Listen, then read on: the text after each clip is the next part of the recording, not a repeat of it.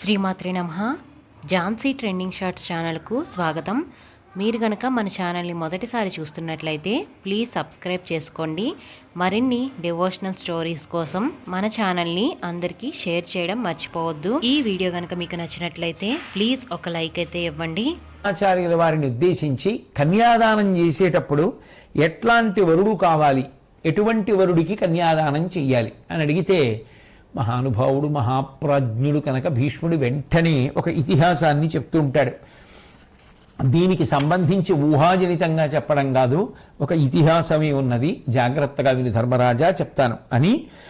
అష్టావక్రుడు అనబడేటటువంటి ఒక బ్రహ్మచారి ఉండేవాడు. ఆయన వదాన్యుడు అనబడేటటువంటి ఒక ముని యొక్క కుమార్తె సుప్రభ అన్న పిల్లని వివాహం చేసుకోవాలి అని సంకల్పం చేసుకున్నాడు.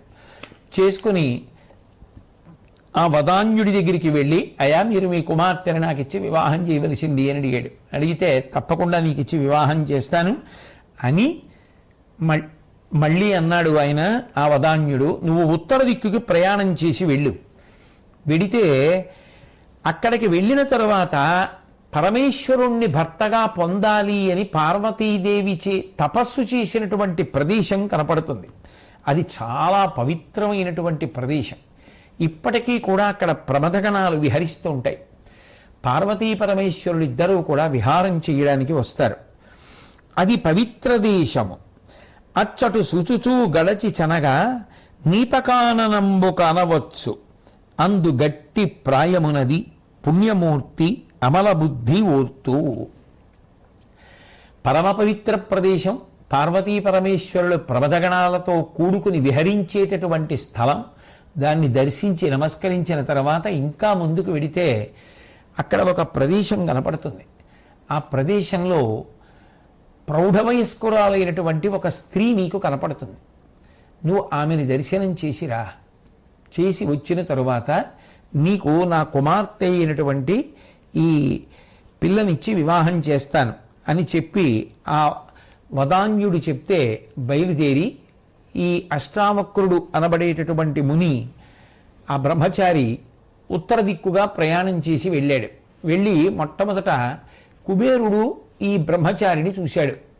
ఇంతటి తేజోవంతుడు, పార్వతీ పరమేశ్వరుడు విహరించేటటువంటి ప్రదేశాన్ని దర్శించడం కోసం వస్తున్నాడు, ఈయనని ఆదరించాలి అని చెప్పి ఆయన గబగబా వచ్చి స్వాగతం పలికి ఉపచారములు చేసి కూర్చోబెట్టాడు. ఒక సంవత్సరం పాటు కుబేరుడికి అతిథిగా ఉన్నాడు. ఉన్న తర్వాత నీకు ఏం కావాలి అని అడిగితే నీతో సంవత్సరం పాటు కలిసి ఉన్నాను అదే చాలు అని చెప్పి అక్కడ ఎన్ని రకములైనటువంటి భోగములు ఉన్నప్పటికీ కూడా మనసు చెలించకుండా ఏ కోరిక కోరకుండా బయలుదేరి పార్వతీ పరమేశ్వరుడు విహరించేటటువంటి ప్రదేశానికి వెళ్ళి దర్శనం చేసి ఇంకా ముందుకు వెడితే ఆయనకి వైభవంతో ప్రకాశించేటటువంటి బంగారు మేడల వరుసలు కనపడ్డాయి. అందులో సమున్నతంగా ఒక భవనం ఉంది. ఆ భవనంలోకి వెళ్ళాడు. అక్కడ అనేక మంది స్త్రీలు కనపడ్డారు. వాళ్ళందరూ వచ్చారు, స్వాగతం పలికారు, లోపలికి తీసుకెళ్లారు. వదాన్యుడు చెప్పినట్టే అక్కడ పవిత్ర స్వరూపిణి ప్రౌఢవయస్కురాలు అయినటువంటి ఒక స్త్రీ కనపడింది. ఈయన ఏ విధంగానైనా లౌల్యమును పొందుతాడా, ఇంద్రియ నిగ్రహమును కోల్పోతాడా, ఈయన కామపరవశుడవుతాడా అని అనేక విధములుగా పరీక్ష చేసింది. ఆమె పెట్టినటువంటి పరీక్షలన్నిటిలోనూ ఆయన గెలిచాడు. గెలిచి ఇంద్రియములను జయించినటువంటి వాడై తాను వేరొక స్త్రీని వివాహం చేసుకోవడానికి సంకల్పం చేశానని, అక్కడ ఆమె యొక్క తండ్రి తనకి కన్యాదానం చేయడానికి సిద్ధంగా ఉన్నాడని గుర్తు పెట్టుకొని ఆయన ఇంద్రియములకు వశపడకుండా, లౌల్యమును పొందకుండా ఆ విషయాన్నే ప్రస్తావన చేస్తూ వస్తే ఆమె ఎంతో సంతోషించి తన నిజస్వరూపాన్ని చూపించింది. నేను ఉత్తర దిక్కుకి సంబంధించిన కాంతను, ఉత్తర దిక్కు కాంతారూపాన్ని పొందితే నేనే అని దర్శనమిచ్చి ఆశీర్వదించి, నన్ను నీకు కాబోయేటటువంటి మామగారే ఇట్లా విధించాడు, నా కాబోయే అల్లుణ్ణి పరిశీలించు, యోగ్యుడు, ఇంద్రియలౌల్యము లేనివాడు, చంచలమైన మనస్సు కానివాడు అని నీ చేత నిరూపణమైతే అప్పుడు పిల్లనిస్తానన్నాడు. అందుకని ఈ కపట నాటకం జరిగింది. సంతోషంగా వెళ్ళి నువ్వు అనుకున్నట్టుగా ఆమెను వివాహం చేసుకోవలసింది అని చెప్పి పంపించేస్తే ఆయన మళ్ళీ తిరిగి వచ్చేశాడు. వచ్చిన తరువాత ఎంతో సంతోషంగా ఆ మామగారి దగ్గరికి వెడితే ఆయన ఏమీ తెలియనట్టుగా ఆ వదాన్యుడు అడిగాడు, ఏమి వెళ్ళావా, ఏమైంది అసలు, అక్కడ ఏం విశేషాలు చూసావు నువ్వు, నాకు చెప్పవలసింది అని అడిగాడు. నిజానికి వదాన్యుడికి అన్నీ తెలుసు, ఆయన పంపించిందేగా, ఆయన చెప్పిందే ఆ ఉత్తర దిక్కు స్త్రీకి. ఆ అష్టావక్రుడు అనబడేటటువంటి బ్రహ్మచారి అప్పుడు జరిగినటువంటి కథనంతటినీ చెప్పాడు. అనవుడు ప్రీతయై అనఘ విన్నారయు తలుపున, అనవుడు ప్రీతయై అనఘ విన్నారయు తలపున చూవెవదాన్యుడిందు బుత్తించే, నేను నీ ఉత్తర దిశ జుమ్ము నీ నిష్టగాంచితి, దీననతడు నిను మెచ్చు నా దశ మనమున ప్రియముందు అరుగుము సుప్రభాపరిణయమున కనిన, అద్దేవికి వినతుడై వీట్కొని అరిగి ఆ మునిపతి ఆత్మకనియు తన్ను నడుగంగా సకల వృత్తంబు చెప్పి అతని పుత్రిక పిండ్లి అయి అతుల ధర్మ భోగ గౌరవ కీర్తుల పొంది జగతి నతిశయిల్లే అష్టావక్రుడు అధిపముఖ్య. తిరిగి వెళ్ళినటువంటి వాడు జరిగినటువంటి కథనంతటినీ కూడా కాబోయేటటువంటి మామగారైనటువంటి వదాన్యుడికి చెప్పి అప్పుడు సంతోషంతో ఆ పిల్ల సుప్రభ అనబడేటటువంటి కన్యని వివాహం చేసుకొని జీవితంలో ఏవి పొందాలో అవన్నీ పొంది ఎంతో సంతోషంతో గౌరవ మర్యాదలను కీర్తిని పొందాడు. కాబట్టి ధర్మరాజా, ఎవరికి కన్యాదానం చెయ్యాలి అన్న విషయంలో ఈ ఇతిహాసమే ప్రమాణము. దీనిని దృష్టిలో పెట్టుకొని అటువంటి వరుణ్ణి ఎంచుకొని పిల్లని ఇవ్వవలసి ఉంటుంది అని చెప్పి భీష్ముడు ధర్మరాజు గారికి ఉపదేశం చేశాడు. చేసిన తర్వాత ధర్మరాజు గారు అడిగినటువంటి ప్రశ్నలన్నీ సారవంతములే. వేరొక సారవంతమైనటువంటి ప్రశ్న అడిగాడు. దైవకార్యం చేసినా పితృకార్యం చేసినా మనం దానం చేస్తాం కదా, ఆ దానం చేసినప్పుడు ఉత్తములు యోగ్యులు అయిన వారు ఎవరు, ఎవరికి దానం చెయ్యవచ్చు చెప్పవలసింది అని అడిగాడు. అడిగితే భీష్మాచార్యుల వారు నిరూపణం చేసి చెప్తున్నారు, వీళ్ళకి దానం చెయ్యి అని. భోజనార్థుల తుష్టి పొందించునతడును, తెరువాటు వలన తస్కరుల చేత చేటొంది ధనము వాంఛించునతండు, వ్రతంబునకు జాపనంబు చేయ తలచి అర్థించునతండును, గురు తల్లి తండ్రుల సంక్లిష్ట దారా పుత్రులను ప్రోవ పడునతండును, మహావ్యాధి నిరాసనంబు సేయంగా ఆశ చేయునతడు, నిష్పాపుడైన ధరామరుండు ఎప్పుడు భిక్షయ బ్రతుకగునేని అట్టి అతడు, దైవ పిత్రియములకు అతిశయంబు కల్గ పాత్రంబులగుదురు కౌరవేంద్ర. ప్రధానంగా ఎటువంటి వారికి దానం చేస్తే దేవకార్యాల్లోనూ పితృకార్యాల్లోనూ భగవద్ అనుగ్రహం పరిపూర్ణంగా కలుగుతుందో చెప్తున్నాడు. ఎప్పుడైనా సరే చాలామందికి కానీ కొంతమందికి కానీ ఒక్కడికి కానీ తనకు కలిగిన దాంతో అన్నదానం చేసి ఆ అన్నదానం చేసినప్పుడు అవతలవాడు ఆకలితో ఉన్నవాడు కడుపు నిండా తిని సంతోషం పొందితే అవతల వారి సంతోషాన్ని చూసి తాను సంతోషం పొందగలిగినటువంటి వాడు. అట్లా ఆకలితో ఉన్న వారికి అన్నం పెట్టేటటువంటి లక్షణం ఎవరున్నవాడో అటువంటి వాడికి దానం చేయాలి. 2, దొంగల వలన తనకున్నటువంటి సంపదనంతటినీ పోగొట్టుకుని దరిద్రుడైపోయినటువంటి వాడెవరున్నాడో అటువంటి వాడికి దానం చేయాలి. ఏదైనా ఒక వ్రతాన్ని చేసి ఆ వ్రతాన్ని ఉద్యాపన చేయడానికంటే పరిపూర్ణం చేసేయడానికి కావలసినటువంటి ద్రవ్యమును అపేక్షించినటువంటి వాడికి దానం చేయాలి. గురువుని, తల్లిని, తండ్రిని, భార్యని, బిడ్డల్ని పోషించుకోవడంలో సంక్లిష్ట స్థితిలో ఉన్నటువంటి వాడికి దానం చేయాలి. ఏదైనా దీర్ఘవ్యాధిని పొంది ఆ దీర్ఘవ్యాధిని పోగొట్టుకోలేక బాధపడుతున్నటువంటి వాడికి దానం చేసి సహాయం చెయ్యాలి. ఎప్పుడూ భిక్షాటన చేస్తూ ఏ పాపము లేనటువంటి జీవితాన్ని గడుపుతున్నటువంటి బ్రాహ్మణుడికి దానం చేయాలి. ఇటువంటి వారికి దానం చెయ్యాలి సుమా అని చెప్పి, చేయకూడని పనులు ఏ ఉన్నాయో అవే నరకద్వారములు. ద్వారము గుండా వెడితే లోపలికి వెడతారు. ఈ పనులు చేసేవాళ్ళెవరో వాళ్ళు నరకమునందు ప్రవేశిస్తారు. కాబట్టి ఇటువంటి పనుల జోలికి వెళ్ళకూడదు అని కొన్ని పనులు భీష్మాచార్యుల వారు చెప్తున్నారు. సత్రంబు, సాలయు, చెలిపందిరియు, రచ్చకొట్టము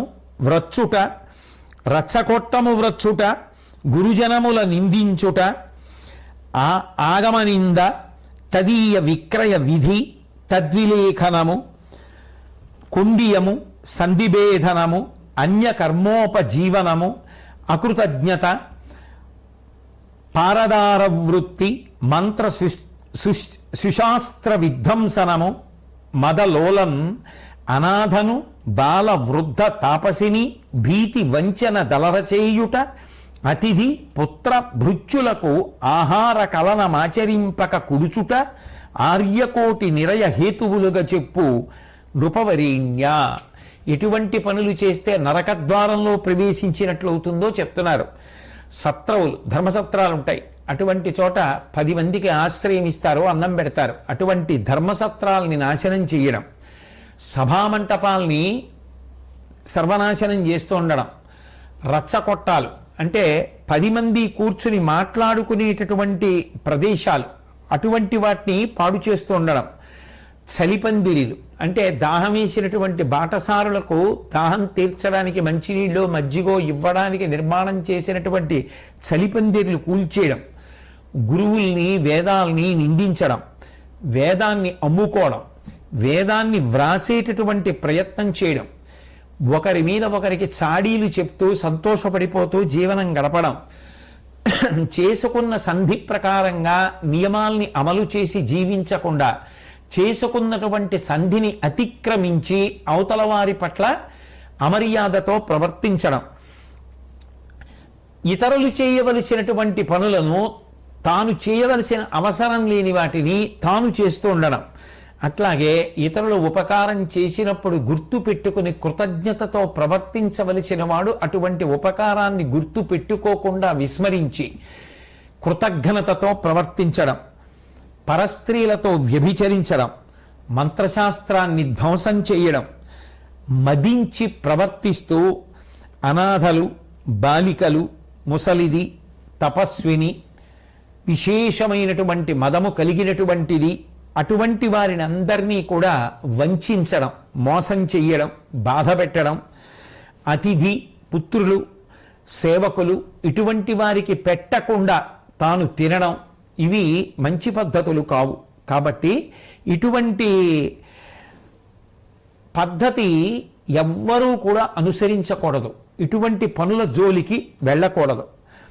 ఎందుచేత అంటే అటువంటి పనులు చేయడం అనేటటువంటిది కేవలముగా మదము కలిగినటువంటి చిత్తముతో చేసేటటువంటి పనులు కనుక అవి నరకద్వారములు అవుతాయి.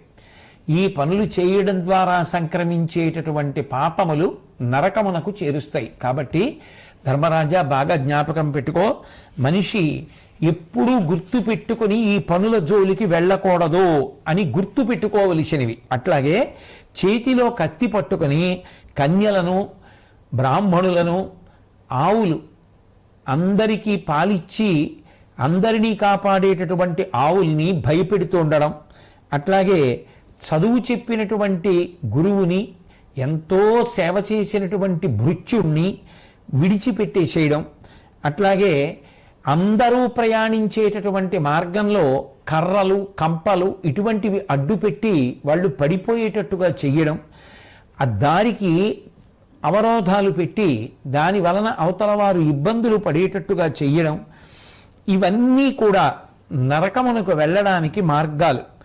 అట్లాగే నెపం లేకుండా అంటే ఏ విధమైనటువంటి కారణము లేకుండానే డబ్బు గుంజడానికి అలవాటు పడినటువంటి పరిపాలకుడైన రాజు కూడా నరకమునకు వెళతాడు.